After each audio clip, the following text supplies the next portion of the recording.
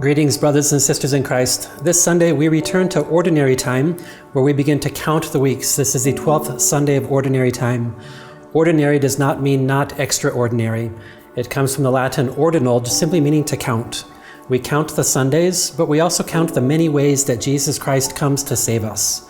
Today, Jesus begins with a strong spiritual teaching: fear no one. Do not be afraid.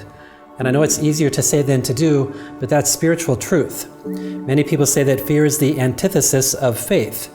So if I'm afraid, then my faith has not yet grown.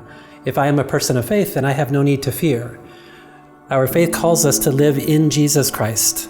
When I am in Christ, I have nothing to fear. When Christ is in me, I have nothing to fear. The problem comes when I forget that, right? I forget to offer my prayers. I forget to celebrate the sacrament of reconciliation. I forget to receive Holy Communion worthily. When I'm doing those things, I'm confident that I'm with Christ. And I know the things that keep me out of Christ. And that's when we should be afraid. Today, Jesus says, "Do not be afraid of those who kill the body, but cannot kill the soul. Rather, be afraid of the one who can destroy both soul and body in Gehenna." What is Gehenna? We usually translate that as hell. Gehenna was a place right outside of Jerusalem, over the edge of the hill, where all the rubbish and garbage was thrown and burned. So it was an unquenchable fire. It burned all of the time.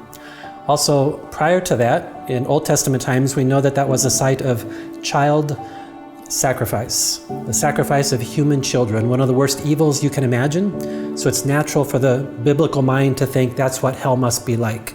That's the realm of the evil one. And so there's a fear about that. St. Thomas Aquinas says that there are different kinds of fear. And he says that the most imperfect fear is called servile fear, servant fear. And this means that I'm afraid because God's going to punish me. I'm going to get punishment because I do something wrong.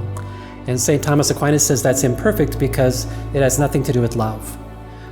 St. Thomas says that the perfect kind of fear is called filial fear, like the love between a father and a son or a mother and a daughter.